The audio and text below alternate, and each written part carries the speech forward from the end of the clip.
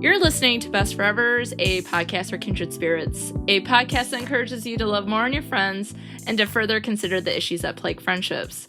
I'm Alysa Lucas, and I finally finished reading my very first book since quarantine started in March. Now, I've watched over 160 movies since this time, but I've had zero motivation or concentration to read, as I'm sure many other people have as well.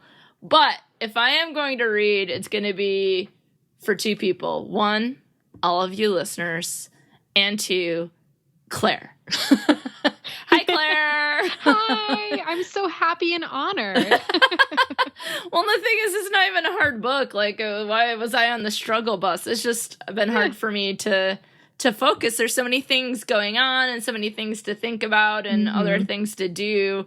And I'm much more, comforted by my friend called television than I am by my friends called books. And I know we're all different. So how many books have you read since March? Ooh. Since March? Okay, here's the thing. Some people consider it padding if you're listening to audiobooks. Like, no, don't consider that reading. I count it.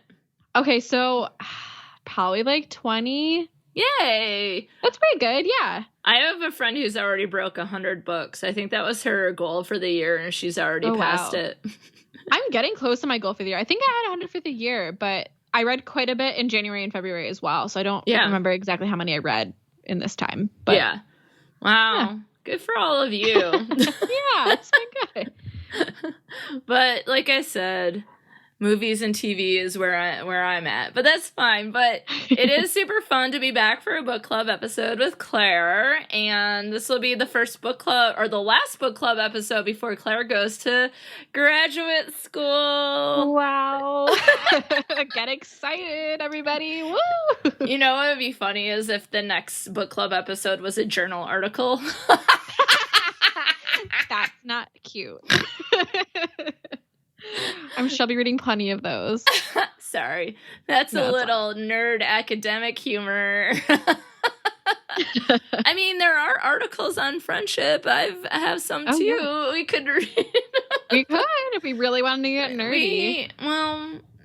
I think we're already nerdy enough. But maybe we can do a Patreon video on... You're paying for this content, people. You're welcome. Thanks for supporting the podcast. Here's us talking about journal articles. We can drop the DOI so you can read it for yourself. Oh my God. That would be hysterical. But not, because it'd be like 0 views. No, 1 view. Thanks, Mom. People love it. So, as a reminder, friends, in the book club episodes, Claire and I take turns unleashing a book with friendship themes on the other from our tweenhood, teenhood, etc. We read the book and then provide fun, snarky, and sometimes useful commentary on the books and what we've learned about friendship from reading said book. So, in the last episode, we read the book chosen by you listeners, Summer Sisters, the 1998 book by Queen Judy Blume. And as Claire would say, that was a time. I just returned my copy to the public library as it is now open. You're like, please take this. It's a good time, but I got it out of my system. Yeah. It can be given to another to enjoy. I mean, it's an interesting book. I really enjoy it, but also it's like when I reread it with you, I was like, I don't remember any of this. And that actually happened. I watched Revenge of the Nerds because I've been watching a lot of movies from the 80s and the 90s, things that remind me of my childhood, things that are comforting and take your mind off of things. And I was like, I wonder if this holds up. And then I was like, oh my God, this is the worst movie ever made. It's so misogynistic. Like there's, sexual assault and like essentially the 80s version of like revenge porn essentially. And just like, I don't know, they're talking about nerds being persecuted and there's like black fraternity men standing behind them. And I was like, do you really want to talk about nerd persecution? It was horrible. So it's one of those things that when you read or watch something, you remember it in a certain way. Maybe it provides you a certain feeling, but then when you return to it, you were like, oh, what? What's happening? Maybe at that time maybe there's something else about it. Maybe not so much the story of Revenge of the Nerds, but the feeling that I had sneaking an R-rated movie when I wasn't supposed to is probably why I have fond feelings towards that movie, or used to. So same thing with books. And this one I haven't read. I haven't read in a while. But this is the thing. We're back in the rotation. So last time listeners chose the book, but now it's back to rotation. So I chose a book, and I graduated from tween and teenhood to my college years. So these are the books that I devoured when I was in college. Okay, so we are going to be reading, well, we already did, but we're going to be talking about a book by an author that has been a mystery thriller powerhouse for over 25 years, and that's James Patterson. So, Claire, have you ever read any James Patterson books? I think this was technically my first James Patterson book. I know like the Maximum Ride series was big when I was in middle school, maybe early high school, and my friends were really into it. It was more fantasy than I was really into. Yeah. So I didn't read it, but I knew of James Patterson, and I knew he was very prolific. I used to shelve his audiobooks at the library, and they took up like 2 whole shelves on their own. So yeah, as you said, powerhouse, yeah. Where I started, I mean, basically, well, let's just start off. Like, there's so many books. You're exactly right. If you check out his webpage, which is jamespatterson.com, you can see the ridiculously long list of books this man has written, and there's so many to choose from, and he even has children's books now. The first primary series that he's known for is the Alex Cross stories, and Alex Cross is a Metropolitan Police Department detective who has a PhD also in psychology, so he's got the brains and the smarts, like the book and the street smarts and that sort of thing. Yeah. But he's a detective in Washington, D.C. And what's interesting is he started, the very first book was in 1993, and there's been books over the years. Almost every single one of them has been on the New York Times bestseller list. Which is wild. Yes, it is. And I'm surprised that this series has only spawned 3 movies. The first one was Kiss the Girls, which is technically the second book in the series.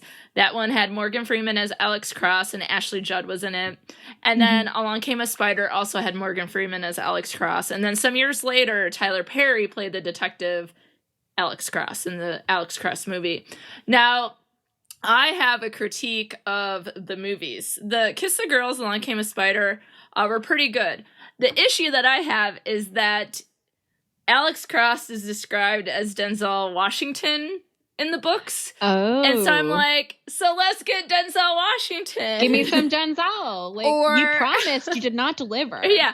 Or one of my favorite Black actors that comes from my love of the movie The Best Man. I think Morris Chestnut would have been a really great Alex Cross. So that's one of my main critiques of the movies, is that like Morgan Freeman is too old, and although I like Tyler Perry, he doesn't have the same Denzel Washington sort of. You could serve some Idris Elba, but he's maybe a little too old. He's a little too British. He's a little too Luther, and a little too. I don't know if you've ever seen his The Wire. The Wire. Yeah, he's too much Stringer Bell, and then Luther is where he plays a cop. And that's a great series as well. But anyway, so from college and beyond, my mom and I have read these books. Mostly, let's be real, my mom buys the book, and then she reads it, and then she passes it to me. Thank you, Mom. In fact, I texted her today to be like, do you have the 20th Victim? Do you have that book yet? But I love them for a lot of reasons, including the genre, like mystery thriller are my favorite. I like Alex Cross. I always admire James Patterson's ability to sort of drop in things that would indicate what era it was. So when you go back and read, like, the music that's playing, like, she popped in a CD or he was reading this book, it really does, like, it captures that time. And so I've always liked that. And they're page turners. I can't tell you how many sleepless nights I had staying up to be like, just one more chapter. And the thing about it is the chapters are like 4 pages and there's like 1,000 chapters. That threw me off with the audiobooks. I was like, what is happening? Like, I looked at the table of contents and it wouldn't even list all of the chapters. Like, sometimes it would jump, like, it just had a quote of the dialogue to transition. And I was like, whoa. Yeah, there's a lot of chapters, but it is like, there's like this buildup that keeps going in his books, right? And so that's something that I appreciate. As I mentioned, I had critiques for the movies. My main critique that I have of these books and generally James Patterson books is, he's been writing books for over 25 years and he's got a gajillion of them, which is not even an exaggeration. Yeah. 2 whole shelves in the library, people. Yeah, probably more now. But I don't think they're as tightly told as they used to be. I think they're more predictable. And I think that once they started adding a second author to it, I think it lost James Patterson's strong solo voice as the author. So okay. But he does have other series besides Alex Cross. I just want to give people background if they're not familiar with James Patterson. Mm-hmm. And people are probably listening like, yeah, I've read 97 of his gajillion books. But the series that I enjoyed the most and continue to read, it's the only books of his that I still do read, is the Women's Murder Club. And so it's like, what? Friend-solving murder, right? I should have a 4th podcast and it be like a narrative tale of friend-solving murders. Yeah, it could be, or you could do, like Phoebe reads a mystery. You would just read the Women's Murder Club, like a chapter at a time. It'd be like, this podcast is 2 minutes today because this chapter is 4 pages. And it's there'd like a poem a day, except it's a chapter a day. That sounds amazing. Yeah, sure. I'm not quite Phoebe Judge, but thanks for the offer. But I was definitely like, this is like Nancy Drew becoming a detective. Like, it definitely graduates like the reading I did as a tween and teen. It's like her cousin became the medical examiner. The other cousin became a DA, and they befriend a reporter. And it's like, let's make an adult version of Nancy Drew with some Ned Nickerson, who in this book is Chris Rowley. So for this episode, Claire and I read the very first book entitled First to Die. And just for reference, as I mentioned the 20th book. It's called 20th Victim, and it was just released this past May. So the book we've read was released in 2001, and this one was just released. So a series with 20 books. You can fly through these. I reread the first 10 like 10 years ago, and during the summer. That was what I read during the summer to try to get me into reading. Maybe I should do that again, move to the second one. Yeah. So the first book sets up the entire series, so it seems like a good place to start for book club. So, of course, we're going to start because I get to choose the book. Claire gets to read the back cover description, which technically an audiobook doesn't have, but I've provided it for her because I'm cool. Thank you. I appreciate it. There is a description listed on the audiobook site, but it's usually like really rambly and kind of strange. Oh. So it's never Whose quite job is that? I don't know. I think the library system puts it in because I get it from the Midwest Library Collective. Gotcha. So yeah, some librarian has to type like, what's this book about? Oh my God. Bless their heart. Yeah, bless their hearts. Yes, but cue the back cover. Yes. In San Francisco, newlyweds are being stalked and slaughtered. Horrible. Enter 4 unforgettable women, all friends. Lindsay, a homicide inspector in the city's police department. Claire, a medical examiner. Jill, an assistant DA. And Cindy, a reporter who just started working the crime desk of the San Francisco Chronicle. Joining forces, pooling their talents, courage, and brains, they have one goal: find, trap, and outwit the most diabolical and terrifying killer ever imagined. Like... So terrifying that maybe it could only be written for a book, which is sort of meta to the story. So stakes are high. Yeah. So this series is a little different, and we'll explain why in just a minute. So I kind of wanted to see, Claire, what your first thoughts were about a James Patterson book. Like, what did you think, other than why are there 3,000 chapters? I was going to say, funky chapters aside, I really enjoyed it. It's easy to get into. And like you said, like I was listening to that audiobook deep into the night. Like I'm laying in my bed and I'm like maybe scrolling through Pinterest a little bit, but I had to stop because I'm like, the story is so gripping. Like I'm just sitting there laying and listening to it. It was really, really, it was a fun read. I liked it. Yeah. And I've read this book at least 3 times, but and the last time was 10 years ago. But I still was like, wait, who's the killer? I was like, this isn't like a book report like what my brother did in, I think it was middle school. My brother Jeff was supposed to read Wuthering Heights, but he watched the movie instead. Like, this isn't where you can just go on Goodreads which I'm going to read Goodreads, the description, which does give a detailed plot, but like the twists and turns, and you're like, what? Huh? No way. Yeah. What? Like, that is classic James Patterson to me. That's the first real tight 5 to 9 first books of Alex Cross. My favorite, for those of you who are James Patterson fans, is Jack and Jill, which is book 4. So that one is great. And then, yeah, I've enjoyed all of the Women's Murder Club. So I enjoyed the reread. But I think that I want, of course, always more friendship. Yes.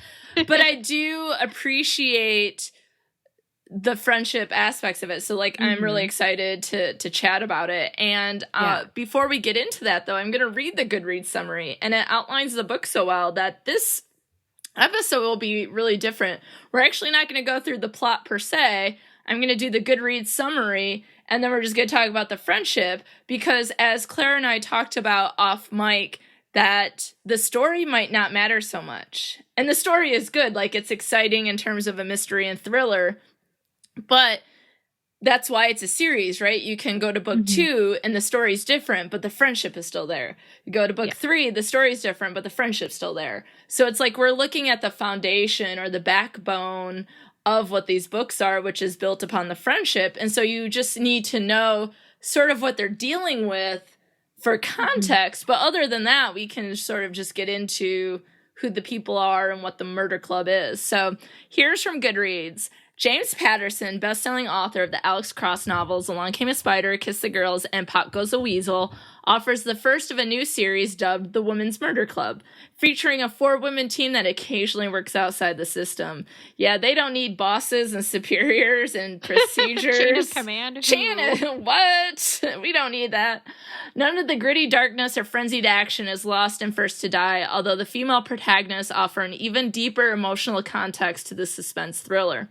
Inspector Lindsay Boxer of the San Francisco Police Department suddenly finds herself in the middle of 2 horrifying situations.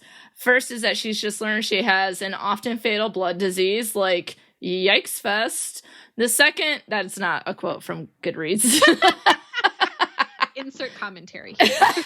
Well, that'd be hilarious. Yikes fest. The second is a double homicide case she is now heading up that involves the murder of newlyweds on their wedding night, which is awful. Burdened with Chris Raleigh, a new partner reassigned from the mayor's office, Lindsay finds that she's too much to deal with and turns to her best friend Claire. Hey, that's you. Or me. Or your namesake, the head medical examiner on the case. Claire offers helpful advice and human-friendly contact amid a job filled with violence, cruelty, and fear. Soon, a fledgling newspaper reporter, Cindy, makes contact with Lindsay looking for a career-making story. And point of order, makes contact is sort of loose description of how the two meet, which we'll get into because I like how they meet. So the two form rapport, and Cindy joins Lindsay and Claire for their weekly meeting. When a second pair of newlyweds is murdered and later a third, the investigation leads to a prominent crime writer, Nicholas Jenks, who has a history of spousal abuse, yikes, and a predilection, is that a word, for for kinky, dangerous sex games. I think that means he likes those things. With the help of an understanding assistant DA, understanding is questionable, Jill Bernhardt, Lindsay tries to make a case against Jinx, who even had an affair with one of the slain women. Guilty! Eventually, Jill joins the murder club, and the four ladies share private, interdepartmental information, illegal, in an effort to track and stop the killer before he strikes again. Interesting. The major subplot, Lindsay's facing up to her illness even when she learns to fall in love again, carefully compensates for the novel's coarse scenes of brutality. Lindsay Boxer isn't merely an obsessed cop trailing a maniac, she's also a terrified woman confronting the onslaught of disease. The storyline balances out to show us the true mettle of someone who puts the safety of others before her own. Again, Patterson's skill for producing fiercely paced fiction are evident as the novel breezes by rapidly. Absolutely. The short chapters, it's even in the Goodreads description. They know. Keeps the narrative leaping with increasingly taut plot elements, but there's an emotional commitment that makes our protagonist even more amiable. Thank you, and involving. Did you like how I just was like, I'll wait till Claire figures it out? First to Die is a novel that works as an intense series of character portraits that will leave the reader touched and delighted. Gosh, that was quite the introduction to the story. Yeah. Ending that on delighted was not what I was expecting. But I'm delighted by friendship. Yeah. Not the murder. As I laugh. No, I mean the crime, almost to a point, and having a true crime podcast, fatalities, like even reading some of this, I was like, Jesus, like this is much. So there is a level of brutality, and I think, like that might be intensified for storytelling, which, I mean, we can critique that certainly. But I think that murder is brutal, and so she's a homicide detective, right? So these are the things that she has to work on. So there's a level of like honesty to that. In the sense, though, that every case that she works on almost feels like the biggest case ever. You know what I mean? Yeah. So, I mean, newlyweds being murdered on their wedding night is atrocious, right? And that certainly would get headlines, which brings in Cindy. That would overwork Claire and Lindsay. And then at some point, Jill, as the DA, is going to have to come in. So I thought a good place to start with would be Lindsay Boxer. So what is your take on Lindsay as the protagonist? She is very interesting because, like they talked about in the summary, like she has this emotional depth and this like undercurrent of like emotional upheaval happening in her life, but she's very good at her job. So it's clear that she cares about what she does. I think she's a great protagonist. I like the balance of her, because sometimes in like a true crime or like a thriller, like the protagonist is like this rough and gruff kind of person. You don't really see their inner life or their inner like personal life at all. It's just about the case and maybe about their growth attached to the case. But I like that we see other aspects of her. Yeah, I mean, she's certainly a workaholic and she's passionate about her job. And I think a lot of people who are passionate are also workaholics. Hi, me. Right? Like, hello. But, there's lots of things that we learn about her. And what I think is interesting is that it starts out really sort of, I had forgotten how it started, but the very first chapter, which is less than 2 pages, Claire. I know. I was confused. You're like, what?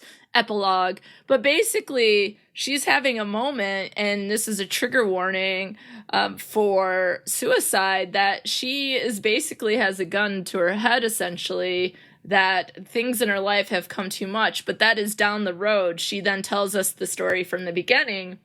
And what we gather from her throughout the beginnings of the book, specifically because she is the protagonist, is that she's divorced, she lives alone, but she has the best, goodest girl dog ever named Martha, who I believe deserves more mom time. Hashtag treats for Martha. She deserves all the treats. Yes, treats for Martha. But so we find out, like, she's divorced. She has this intense job. Her dad left her when she was 13. Her mom has passed away from breast cancer. And so it's like she's by herself. And then she's going to the doctor and learns that she has aplastic anemia, which is basically, according to Mayo Clinic webpage, because I didn't know, is a condition that occurs when your body stops producing enough new blood cells. The condition leaves you fatigued and more prone to infections and uncontrolled bleeding. It's a rare and serious condition that can develop at any age. And several times throughout the book, they talk about how it can be fatal.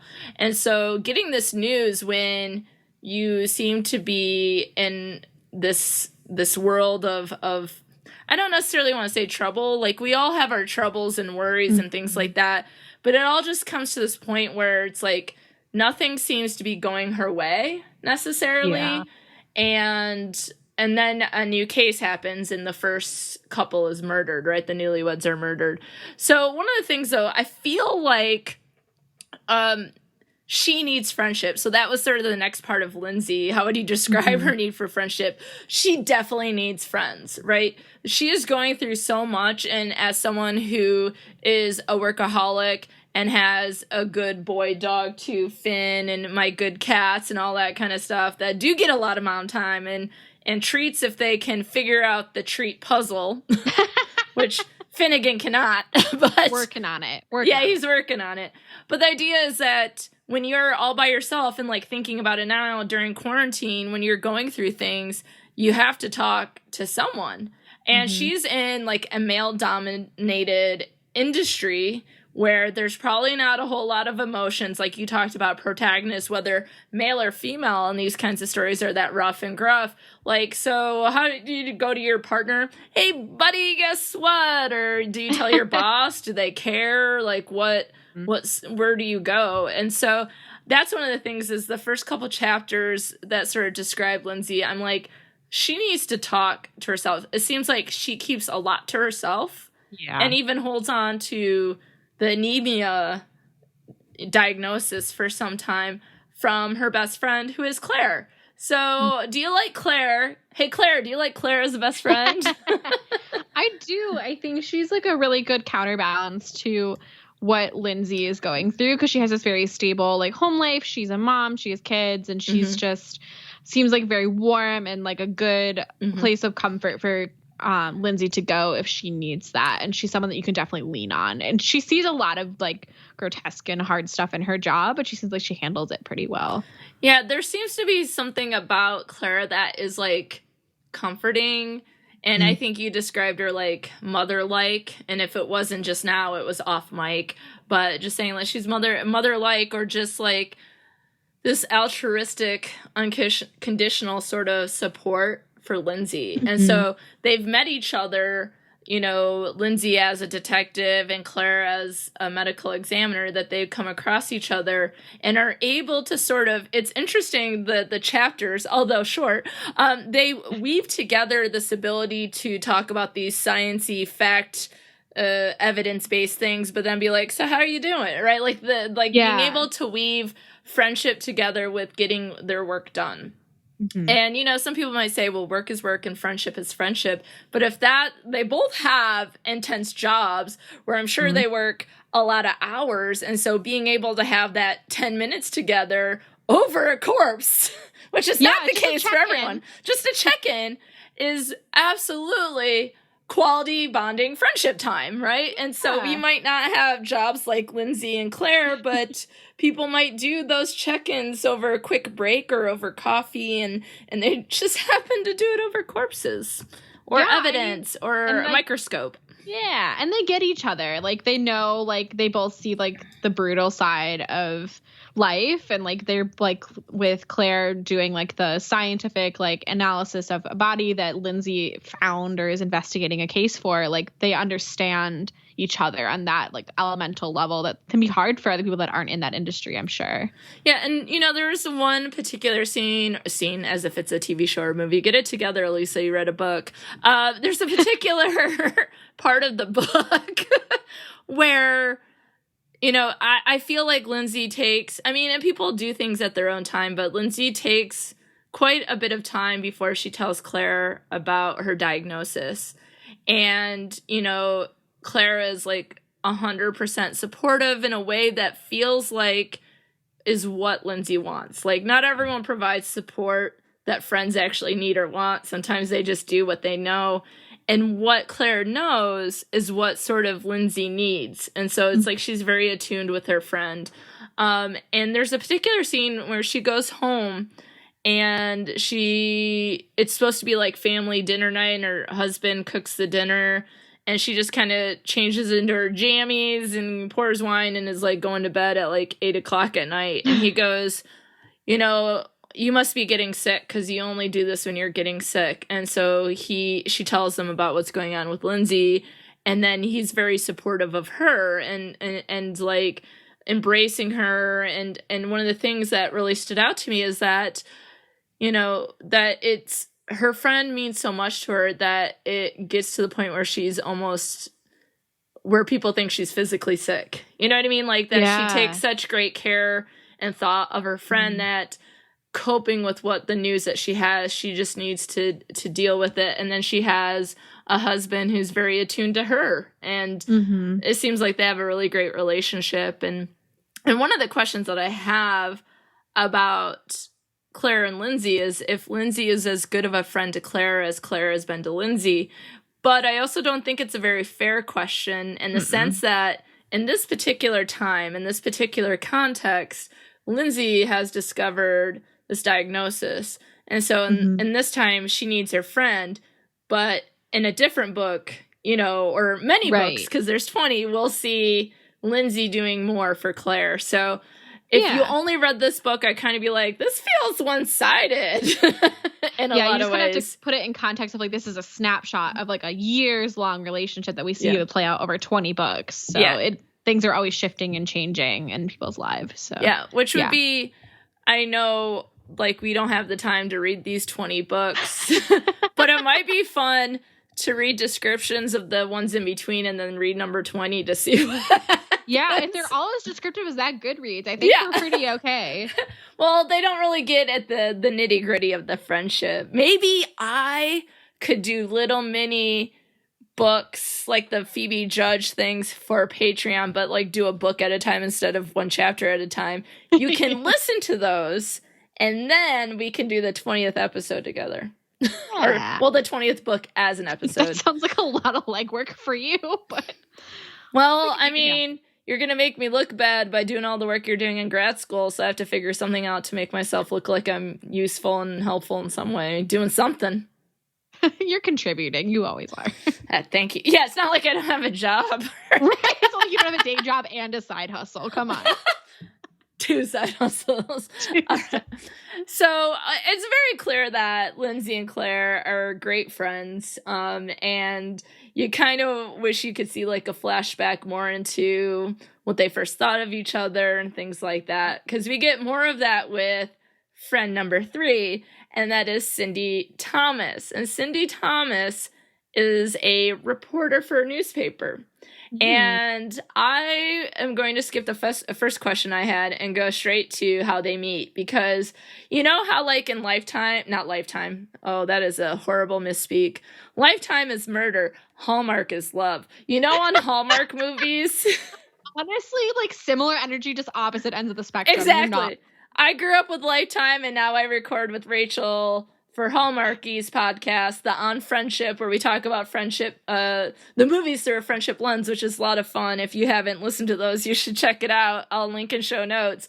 But I've learned the term like a meet cute or a cute meet or whatever. Yeah. Meet cute. Yeah, I want to see Lindsay and Claire's meet cute, because Cindy and Lindsay's is fantastic and much more up the alley of a meet cute from Lifetime than it might be for Hallmark, just friendship. So, as you know, from the very detailed Goodreads summary, that there is someone murdering newlyweds on their wedding night. And so we start at the Hyatt in San Francisco, and the couple have been murdered. It's on the 30th floor. So Lindsay has just arrived, and she is the superior person on scene. I think she's an inspector. That's her official title. And Cindy Thomas is the reporter who's just like, boop, ba-doop, ba-doop, ba-doop, ba-doop. And sneak my way in here. Up to the 30th floor. Hey, everybody. Oh, is that a body? Like, hey.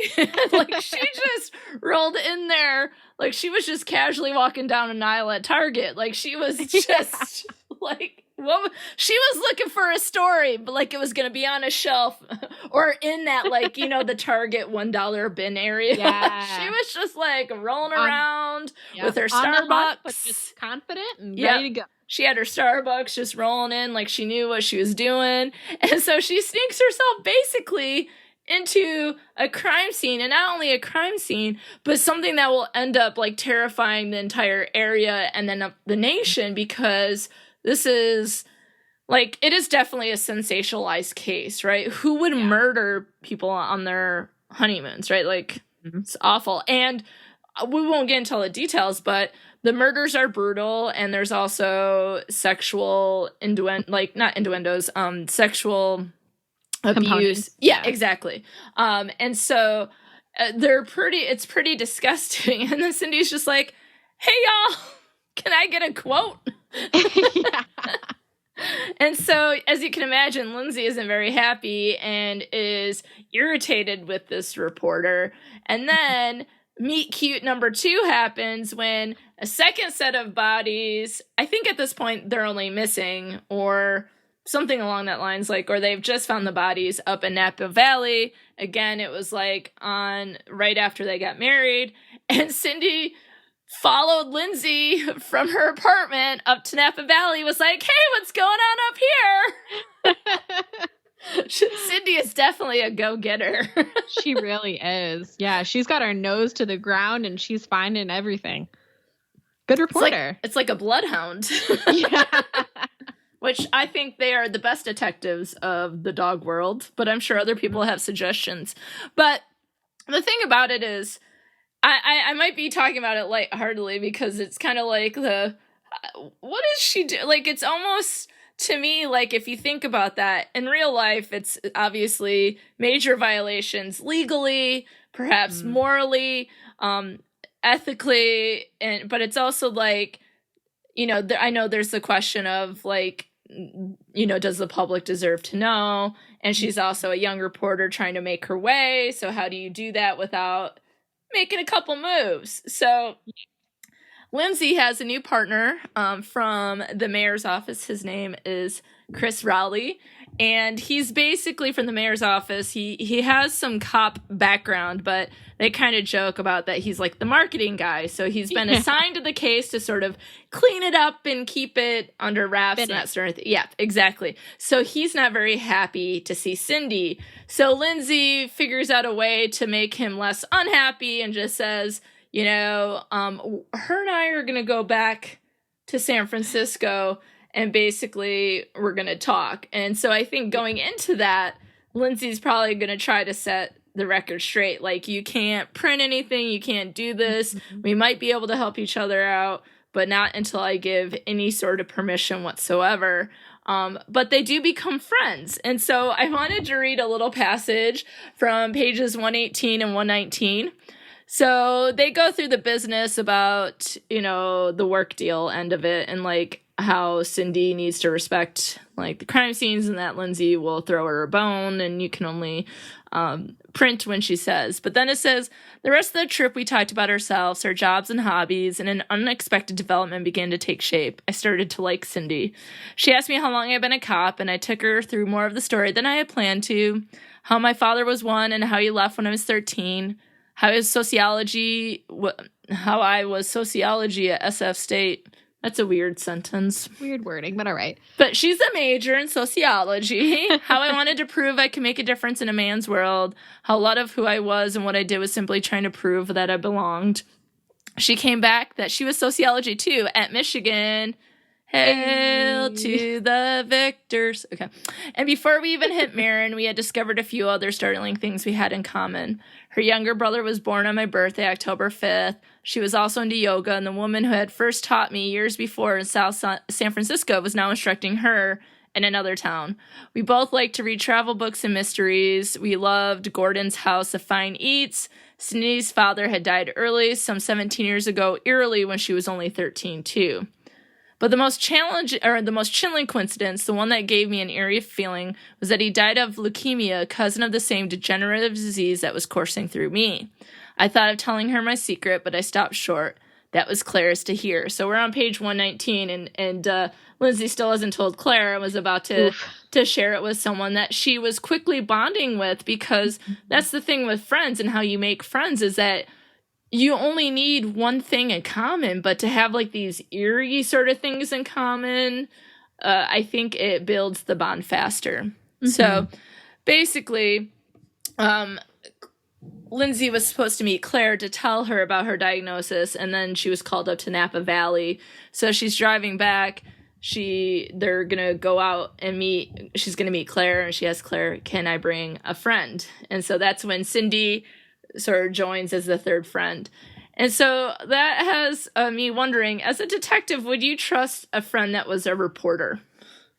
Ooh, you gotta have some boundaries in that relationship. Because it seems like Emmy and detective like flow way better together, but like you're quote unquote the same side. Yeah, exactly.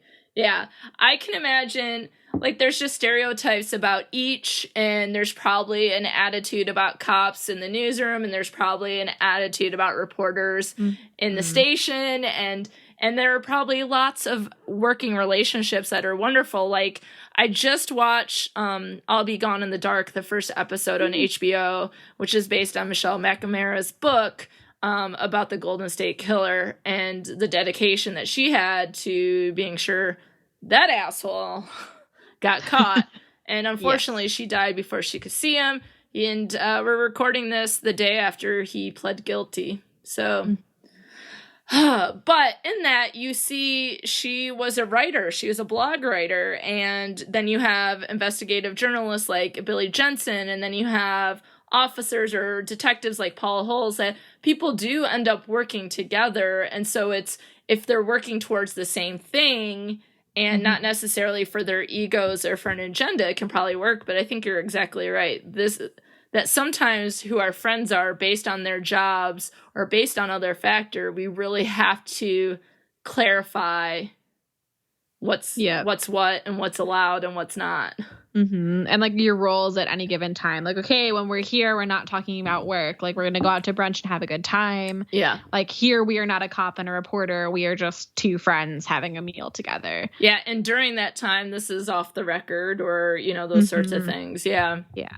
And I think that would be the case. I don't think it's just like type of job. It could be how many people are friends with their supervisors, or they were peers in the workplace and then someone gets promoted. Then it changes the friendship. So you have to talk about that. So the three get together at Susie's, which is like the place to be at nearly every book I've read in this series, where they drink margaritas or beers. And there's this jerk chicken that's like thebomb.com. And so they go, and Lindsay has this time with Cindy and Claire, and one of the very short chapters ends with, I feel connected, just having this moment to be with these women and talk about things and get to know each other and drink margaritas and eat food. And it starts to lead them into what is called the Women's Murder Club. And so basically you have a reporter, a detective, and a medical examiner sharing information on a case to be able to solve said case. And so, Claire, do you think this club would fly in real life? Oof, no. Oh, yikes. That's all kinds of legalities we're crossing. And like that can get a case thrown into court if like you're crossing those professional lines in the wrong way. Like, ooh. Yeah. And there's probably some things that you can discuss and that sort of thing. And I think, you know, one of the things that I think about is like when you have this group that, you know, I was feeling, even like last week, I was feeling really like unmotivated and unfocused. And I talked to one other person about ideas on something and just being able to feel energized and to have new ideas and to be able, and then I worked the rest of the day and I haven't been able to work in days. And so I think sometimes being able to talk to people lets you sort of discover new pathways or new ideas or solutions. And certainly you would hope that you could have those energizing conversations with your colleagues, like your partner, you know, that's helpful to bounce ideas. But there's got to be something to be said that, you know, maybe it's just in a male-dominated job. Maybe that's more difficult for Lindsay to do, although she does move up the ladder, so to speak, in terms of hierarchy. Fine. Like she is promoted and so on and so forth. I don't want to give too much away, but you know, it's like one of those things that sometimes other people are going to do that. So on page 125, this is when after she said, I felt connected. So this is Claire. She says, so now that we're all friends, how'd the two of you meet up anyway? Last I heard you were going to Napa to check on some missing newlyweds. So I had so much to tell her, but the day I changed subtly from what I had planned. I almost felt deceitful, withholding, filling her in on what taken place in Napa, yet leaving out important development that was going on inside of me. Claire took it in, digesting it all with the sharp mind of hers. She had consulted on several serial homicide cases, both as a lead examiner and an expert witness. An idea was rolling through my head. In my weakened condition, I didn't relish the responsibility of running a media-intensive investigation into multiple homicides alone. What I came back with surprised me even more. How'd you like to lend me some help? Help, Claire said. How? The thing is about to explode, Claire. If there's a bride and groom killer out there, the tension will be national, and we all have interest in this case. Maybe we can meet like this, the three of us, off the record. Claire looked at me warily. You're suggesting we do this on our own? First off, you're not getting paid for it, and then there's other concerns. We've got Top Guns of the Emmys office, Homicide, even the press, eye deep in margaritas at this table. The more I thought it out, the more I knew it could work. We could reassemble whatever clues came out of the official investigation, share what we had, cut through the political cover your ass and the bureaucracy. 3 women would get a kick out of showing up the male orthodoxy. Is that a word? Anyway. More important, we shared a heartfelt empathy for the victims. Suddenly, the idea seemed lit with brilliance. Claire shook her head. Come on, you don't think it would work? You don't think we'd be good at this? That's not it at all, she replied. It's that I've known you for 10 years and never once on anything have I ever heard you ask for help. So even Claire knows what's up. Then surprise, because I'm asking now. I tried to let her see that something was troubling me, maybe something larger than the case, that I wasn't sure I could handle it, that I could use the help, that there was more to it.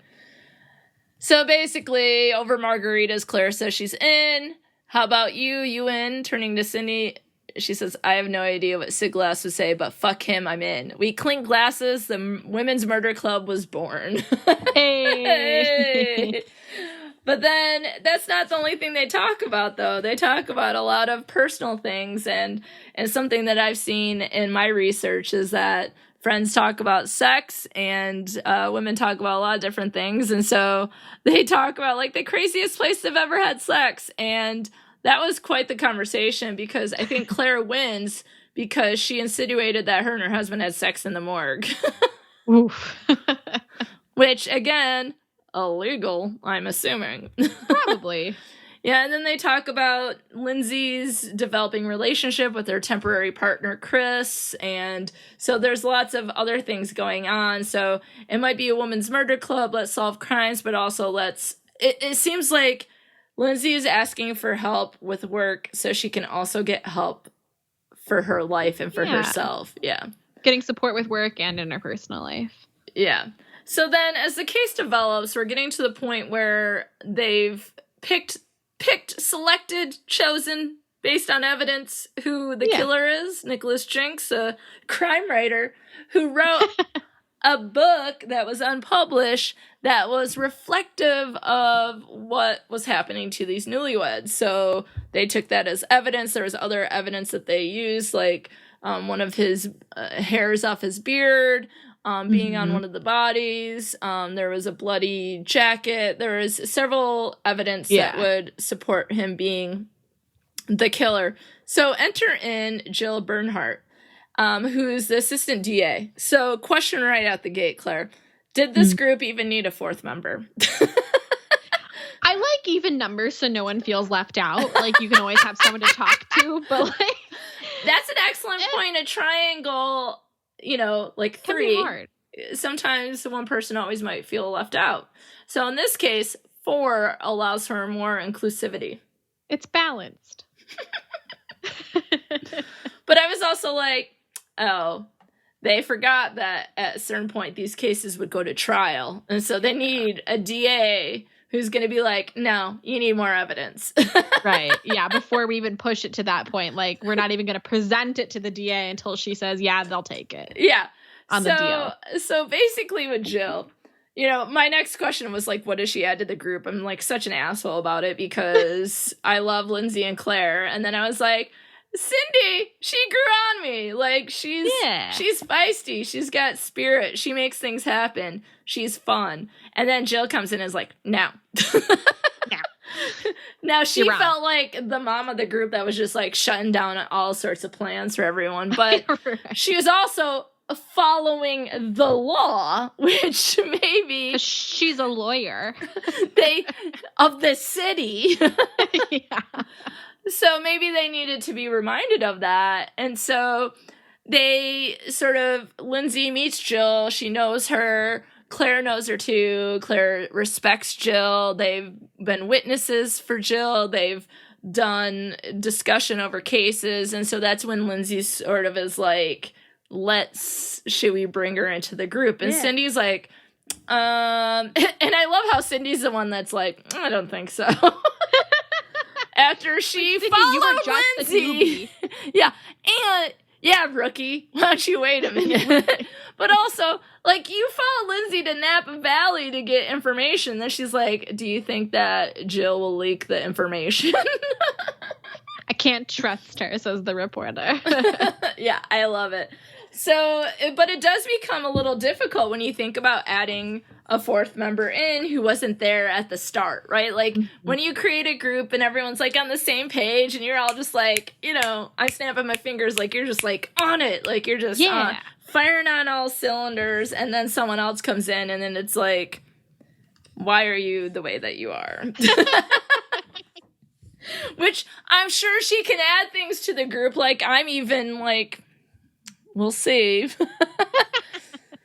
But, okay. So they bring her to Susie's, and so they're talking. They describe Jill a little bit more for description of the book, but then Jill says, so I'm thinking, I know I can hold my own at dinner parties and all, but that's not why you asked me in, is it? Seems like we all have the angles covered here, the press, the force, medical examiner. Just what kind of group is this? I answer, since it was I who had invited her in, this is Lindsay, women climbing the ladder in their careers, law enforcement. And Cindy said, yeah, with soft pushover types for bosses.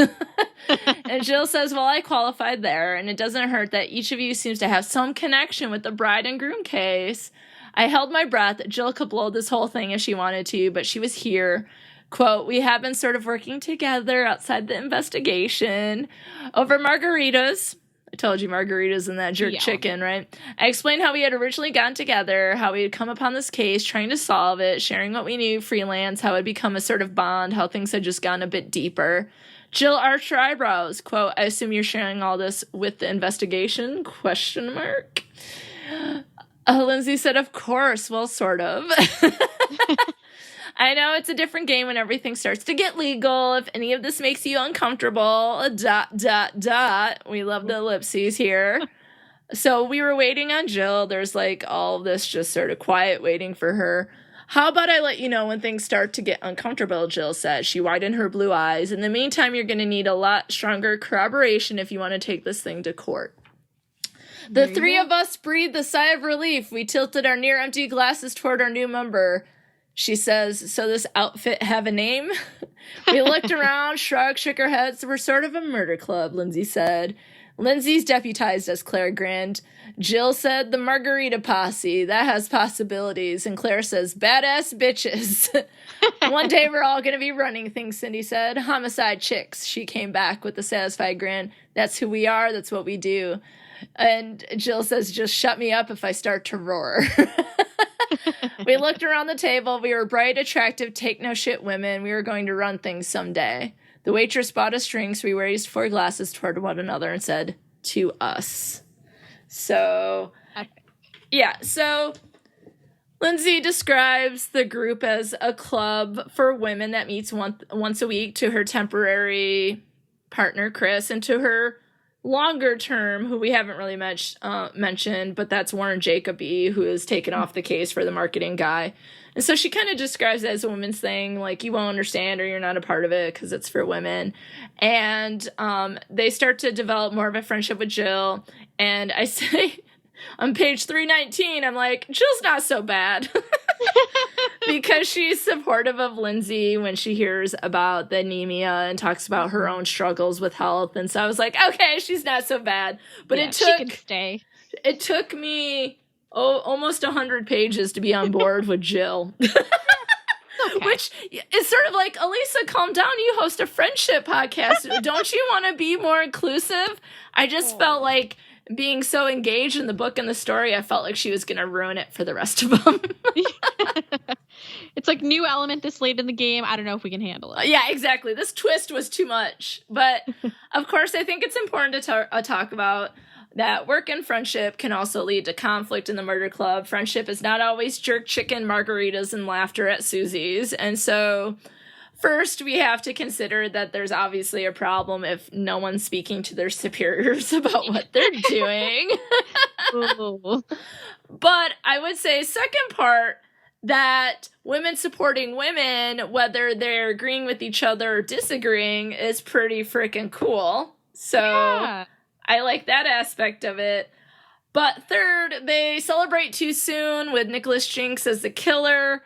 and celebrating too soon becomes a little problematic because Lindsay starts to believe that he's not the killer, even though they have a champagne bottle, they have his hair, they have his jacket, they that have the matches jacket, the pants in his closet, they have the the unpublished manuscript and all that. And so Lindsay, who's been sort of the head of everything, is like, I don't think he did it. And so the rest of them are like, what are you talking about? Excuse me? Yeah, so the rest of the group doesn't agree. It can obviously ruin Jill's case. It go against Claire's science, and it can cause problems for Cindy's story. So they do have some conflict where I think they went in thinking that they'd be great friends and that it would just be all like helping each other, which they do a lot of that. But then there also has to be points where the boundaries are crossed or questions come up or that they don't agree, and how do they go about doing it. And so they experience a lot of conflict in the group as the case goes on. Did you have any thoughts about, like, when Lindsay was like, I don't think it's Nicholas, and everyone else is like, oh, no. Girl, we just got him. Like, what are you talking about? I mean, obviously, knowing how many pages were left in the book, like, yeah, that seemed too convenient for that to be the case. So it's like when you, like, watching, like, Bones or something, and it's like, okay, the first person you meet is not the killer. Like, that's just not it. The first person we interview is never the killer. Like, yeah, and you were like, how many pages left? There's, like, still 700 chapters left. There's no way Nicholas Jinx is the killer. But yeah, so they have some conflict. And so Jill, Claire, and Cindy look at me as if I were insane. The words had barely tumbled out of my mouth. What if Jinx is right? What if someone is trying to set him up? So not only does she not believe that he's the killer, but that he also believes that he's being framed. So what if he's right? And Jill's like, that's a crock. Jinx is desperate and only moderately clever. We've got him. Cindy says, I can't believe you're saying this. You're the one who found him. You're the one who made the case. I know. It seems crazy. Hopefully it is crazy. Just hear me out. I took him through Jacoby's, that's her long-term partner, comment about the novel, then my lightning bolt about Jinx left-handedness. So Jinx is left-handed, but she believes that the killer is right-handed, and something about the novel, like why would he write it, or the ending of the story is where the person is framed. So, like, wouldn't this particular case take the full story of the unpublished manuscript? And so Jill says, proves nothing. I can't get past the science, Lindsay, Claire said. We've got his goddamn DNA at the scene. Look, I protested. I want the guy as much as anybody, but now that we have all the evidence, well, it's just so neat. The jacket, the champagne. Jinx has set up complicated murders in his books. Why would he leave clues behind? Because he's a sick bastard, Lindsay. Because he's an arrogant prick who's connected to all three crimes. He's a writer. He's an amateur at actually doing anything. He just fucked up. You saw his reactions, Jill. They were deeper than simply desperation. I've seen killers on death row still in denial. This is more unsettling, like disbelief. Why, Lindsay? Why this sudden about face? For the first time, I felt alone and separated from the people I had most learned to trust. No one could possibly hate this man more than I do, I declared. I hunted him. I saw what he did to these women. She turns to Claire. You said the killer was right-handed. Claire says, probably right-handed. What if he simply held the knife in his other hand, proposed Cindy. Cindy, if you were going to kill someone larger and stronger, would you go at him with your opposite hand? I can do nothing with my left hand, so let's be real. And I can't do anything with my right, so there you go. So together we have two good hands. Yes. Perfect set. Yes. So they go on and on about this, but one of the things that's interesting is as that chapter goes on, they start going, okay, well, tell us more. And then they start thinking of, like, other ideas. And so it made me think about group communication and how if everyone is just like doesn't question anything, we have groupthink, and groupthink can lead to some disasters. In this case, it could lead to the wrong person being convicted and more people could be killed. And so then they start listening, and then they become more open to it, right? And then and so it really starts to be this moment of where Lindsay feels alone to feeling supported, and going from Jinx is being framed to them finding out what actually happened. So conflict, in a way, as a reminder, is often seen as negative, but in this case might be helpful. So. Yeah. So then we solve the case. Do we want to say what happened? I don't know. Are we feeling spoilery? I mean, this book came out, what? 2001. It's been almost 20 years since this book came out. It came out when I was in college, when I was 21, 22. So, okay, spoiler alert, ... So basically what we find out is that, I mean, Nicholas Jinks is like a sadistic MFer, right? Like, he's horrible. He's been horrible to all the women in his life. He did write this, novel that outlined all of these crimes, but it turns out that he was framed, and it was actually his wife, Chessie, I think is her name, because that's not a usual name. No, right? I don't quite remember. Yeah, so they thought it was his ex-wife, Joanna, and it turns out it's actually his current wife. And so it's like, oh shit, she snapped, because he's like domestic violence, all sorts of things. And so you think like, yes, okay, so it's his wife. Well, then as they're closing the case and getting in on, oh, it's not Joanna, it's Chessie, and Nicholas Jinks has escaped from prison. Convenient. Convenient. Well, he was being transported, and there was an earthquake, obviously, and so that is what got him out of. Who can blame him? Yeah, I mean, there was an earthquake. So basically, you have his wife who's coming at him, and Chris and Lindsay are there, and Chris is shot, and Lindsay goes in and she shoots Chessie. Chessie has killed Joanna.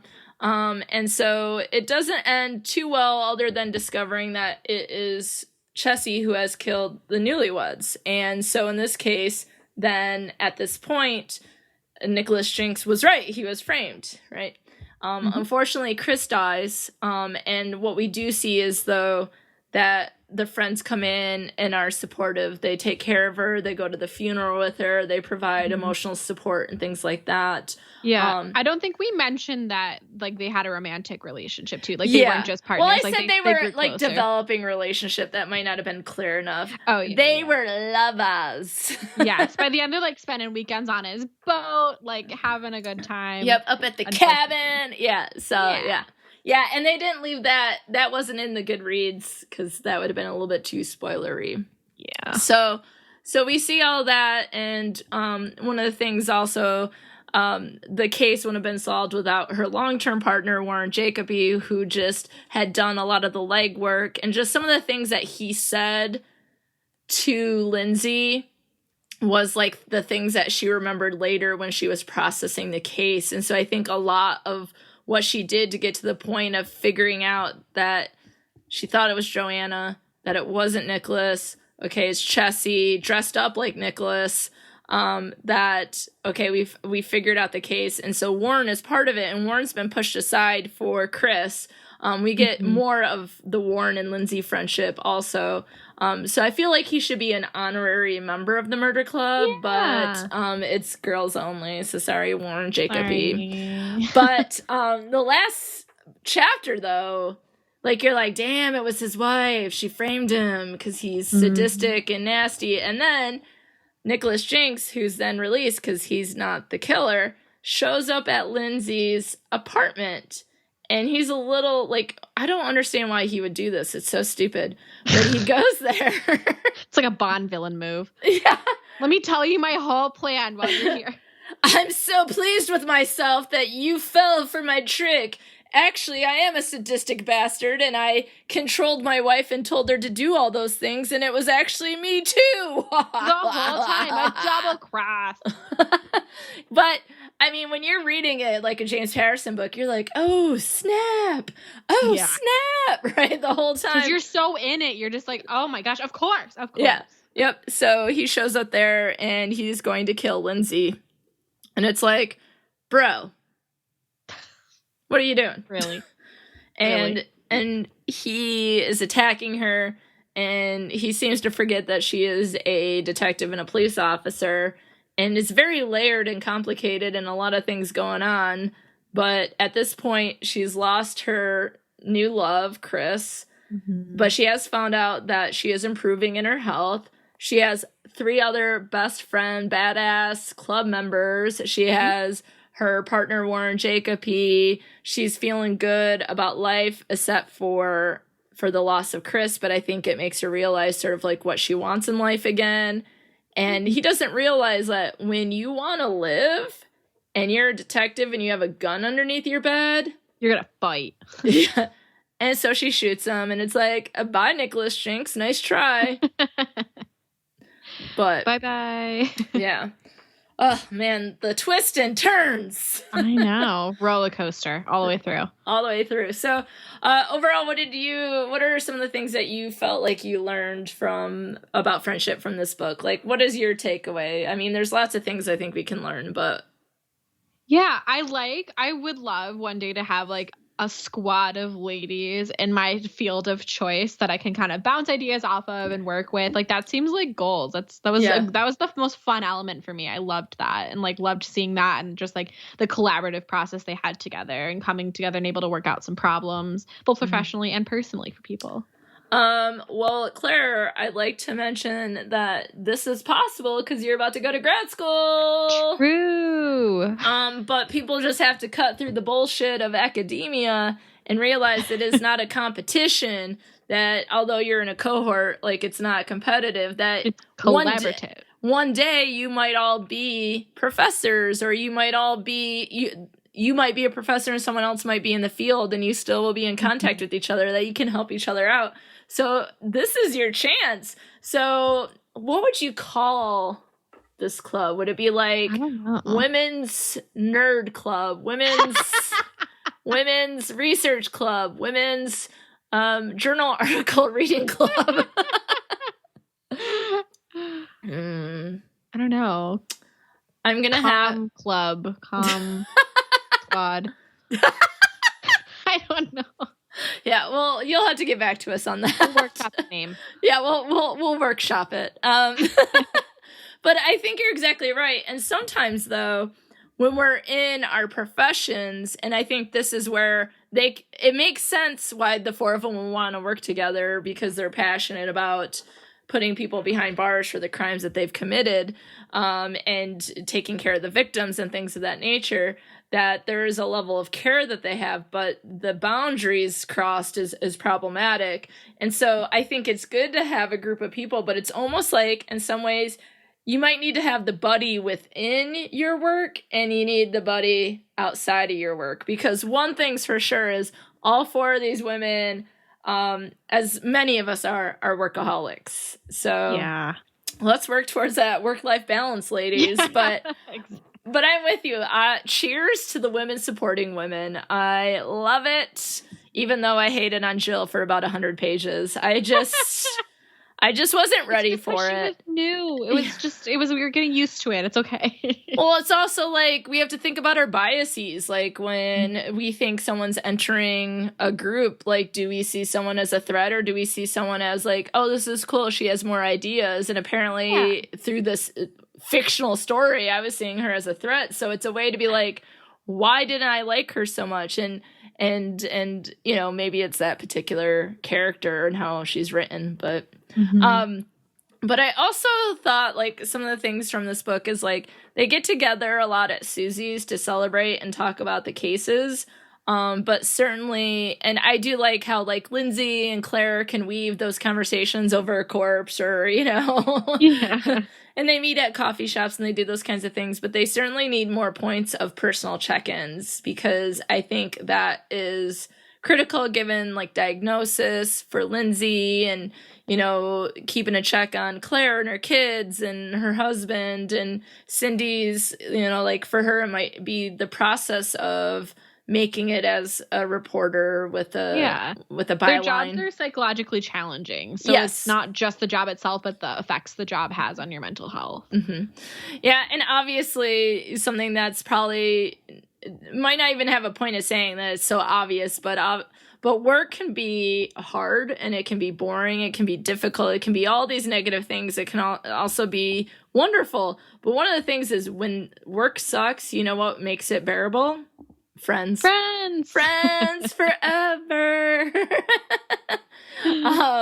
So I think there's lots to learn from them, and what I love is that it's not just friends that you would read about in one book. They can be your buddies for 20 books. And so and I read read this in a few hours, even though I struggled to get started. And so maybe by the next time we do book club, Claire, I'll have read all 20 books. Oh, wow. A good goal. A challenge extended. A challenge to myself. But also something that Claire and I are going to do, a mini challenge, is we are going to watch the first episode of Women's Murder Club, because it was a TV series from ABC. It was one season in 2007. Yeah, it did not get renewed. But, and we'll see why. I watched it, but I don't entirely remember. The thing that I remember most was that the casting of Lindsay Boxer was on paper. I'll have to refer back to it after watching it. But Angie Harmon from Law & Order is Lindsay Boxer. And if you're too young to know who that is, Claire. Yep, I was just going to go along with it. But yeah, she's nodding her head. Sounds good. I bet if you Google her, you will recognize her immediately. And she has that, like, gruff and tough aspect of the detective, but also has that ability to have, like, the emotional side. So I thought her casting was great. And so we are going to watch the first episode, and we're going to talk about it for patrons. So if you are a Best Forever supporter, you'll be able to hear me and Claire talk about the TV show. So, and the TV show is available. The episodes, at least some of them, are located on YouTube. I don't know if legally, but it's a gray area. We didn't upload them. Yeah, I didn't. Exactly. So we have some work to do. One, we have to watch a TV show, but that's not work for me. That's life. That's breathing. That's walk in the park. It's Tuesday, it's Wednesday, it's Thursday, it's Friday, it's Saturday, it's Sunday. Okay. But then I have the challenge of reading all 20 of these books that I somehow gave to myself as if I don't have anything else to do. Yeah, I didn't have one on you. That was all you. But now I'm interested because I'm inspired by friendship and I want to like Jill more. So we'll see what happens. But it will be your turn next. So Claire, tell us what we'll be reading and talking about for the next book club episode. So this is a more recent book for me, probably late high school. And I think the last one came out when I was a sophomore in college. It's a 4-book series by Maggie Stiefvater. She wrote the Shiver trilogy. She wrote the Scorpio Races, but we will be reading The Raven Boys. Ooh! Tell me just a little bit more, not everything. A little bit. So it's the genre I would describe as magical realism. It's got like it's like our world. No, you're good. Can you say that again? Magical what? Magical realism. I don't know why. I don't know if it's the rosé or that it feels like 4 a.m, but that's hilarious. Okay. Because it seems like they don't go together. Right. It's like our world, but with magic happening in it. Like Harry Potter. Yeah. Yeah. Without J.K. Rowling being trash. Yeah, that was cute. Okay, sorry. That was probably unnecessary. No, but not. Right. You should say it. Call it out. Harry Potter world is great. We just don't need J.K. Rowling in it saying that trans women don't exist. Thank you. Okay, so magic realism. Sorry, yeah, I'm totally thrown off. That was a curveball. I do admit that. Especially since I'm like, Nancy Drew, Sweet Valley High, the Women's Murder Club. And then you're like, all right, so we're going to read this thing that you have to like learn an entire semester's worth of information. Yeah, I'm going to need a vocab. I need a spelling test. I need a pronunciation test before we do this. Go ahead. Magical realism. Yeah, so this book follows Blue Sargent, and her mother is a psychic, and she basically I'm already in. I'm already in. Right? She gets involved with this group of boys that goes to the local private school that are hunting for this dead Welsh king that is buried in the foothills of Virginia. And there's like, so like you're hunting for a king. I'm really bad at describing this book. No, but it's a good time, I promise. Okay, there's a lot of things I like here. Okay, so number 1, magical realism, obviously, top of the list. Number 2, what's her name? Blue Sergeant? Like, that's her name? Like, yes. Her parents named her that? It's not her a mom's nickname. A psychic, you know? Oh, yeah, okay. So it's kind of like River Phoenix's parents who named the children, like, Liberty and Rainbow. Okay, got it. She lives in a house full of, like, female psychics that are probably hippies also. Love the psychic. Want to know more. I'm sort of on a kick for, like, treasure adventure. So finding, like, a dead Welsh king seems exciting. Like, I've watched Outer Banks, the Netflix series. Yeah. I have Goonies on my list. I watched both National Treasures, all the Indiana Joneses in my movie watch. So that's kind of up my alley right now. Yeah. And Goonies, but more magic. And not a pirate ship in a cave. Oh, okay. No One-Eyed Willie. Okay. No. Out of context, that sounds weird. But I think what I appreciate the most here, and Claire knows this might be our first book that is about boys' friendships. We had Percy Jackson, but he was friends with a girl, and that was also some... Yeah, Blue is friends with the boys, but she's like the latecomer to the group. The boys are already friends when she meets them, so we get to see the boys' friendship. I'm excited. Yeah, I might sound like I'm making fun of it, listeners. I apologize. I was really thrown off by the magical realism because it sounds fake. But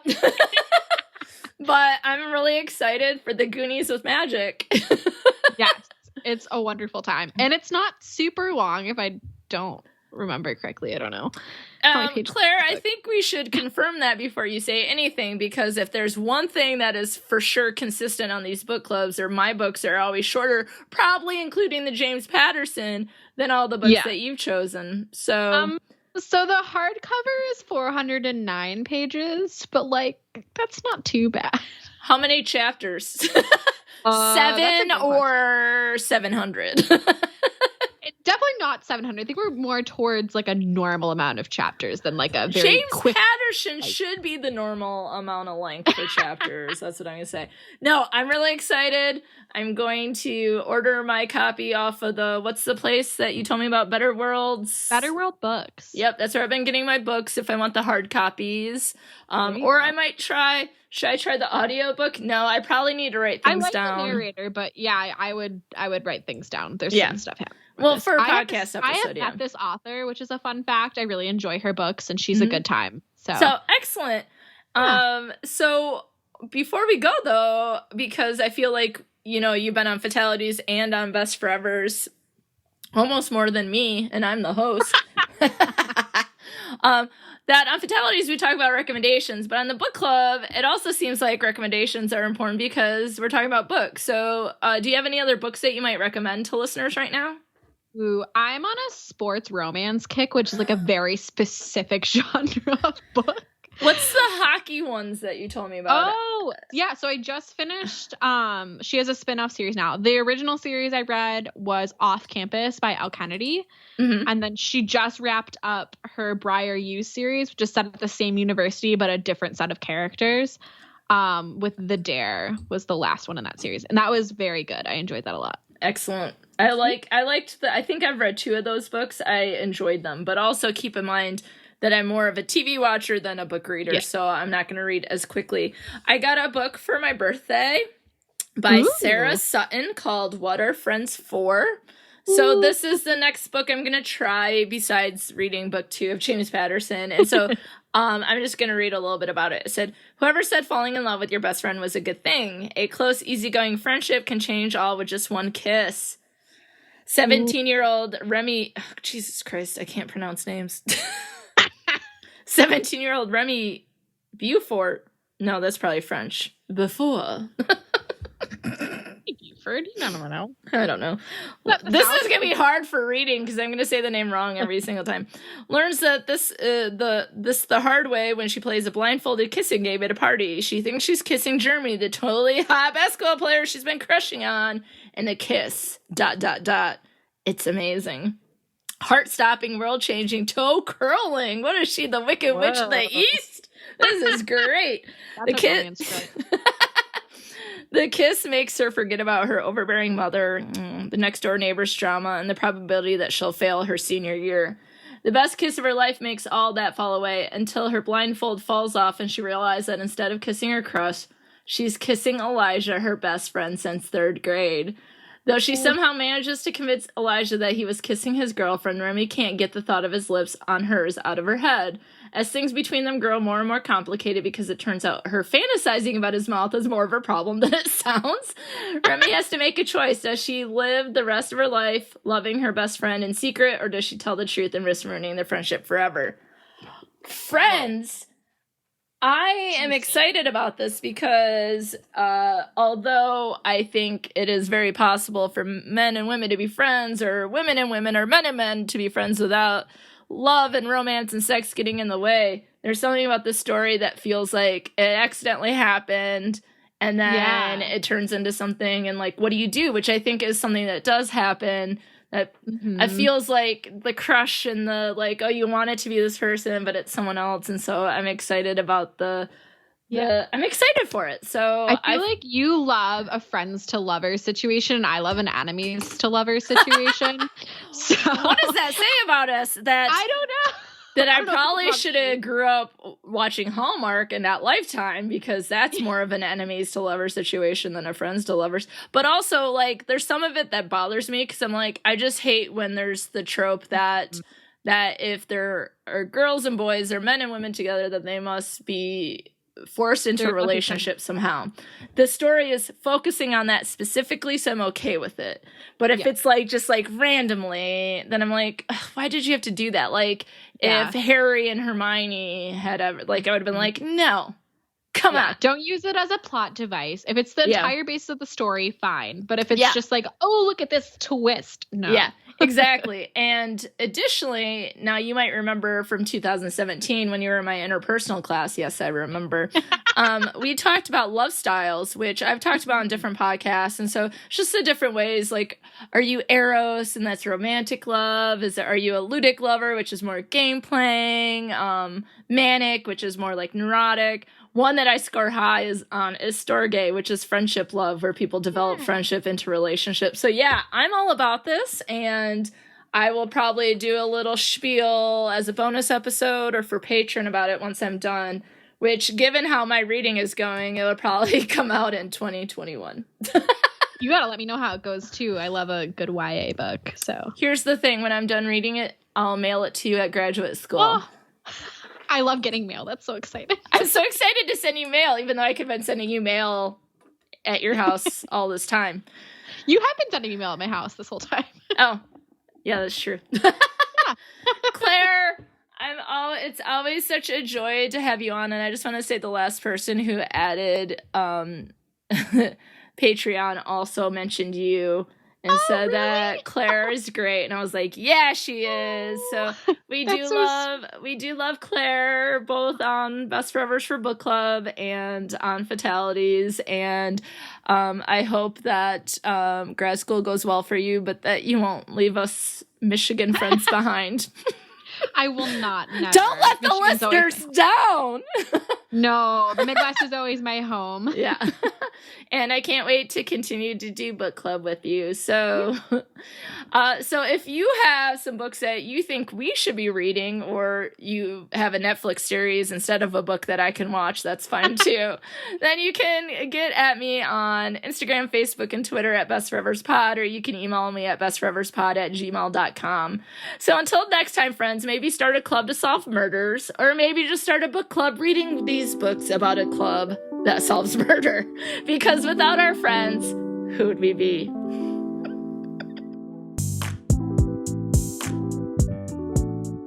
Thanks for listening to Best Forevers. If you like what you hear, be sure to subscribe, rate, review, and of course, share with a friend.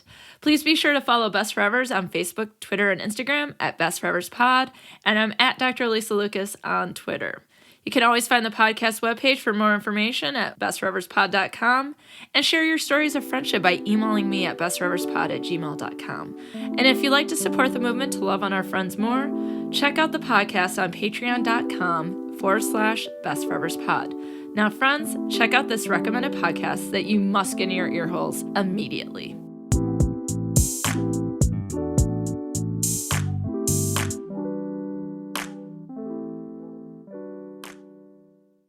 Hi, we're Alysa, Alyson, and Carlin, and we're the hosts of Resolved Mysteries podcast. Our podcast follows the 80s and 90s television show Unsolved Mysteries, hosted by Robert Stack. We have a love for true crime and the unsolved. If you don't remember Unsolved Mysteries, we forgive you, but you don't have to know to get into our show. If you like true crime stuff, ghost stuff, alien stuff, or just stories about weird shit like Bigfoot, this is your podcast. The stories we cover range from totally ridiculous to truly heartbreaking. We do detailed research on all of the segments that Unsolved Mysteries aired, then drink some wine and give you the latest updates on every case. We talk about stories that will leave you laughing, crying, and occasionally outraged. Resolved Mysteries podcast is available on Apple Podcasts, Stitcher, or wherever you get your favorite pods. Join us and perhaps you may be able to help solve a mystery.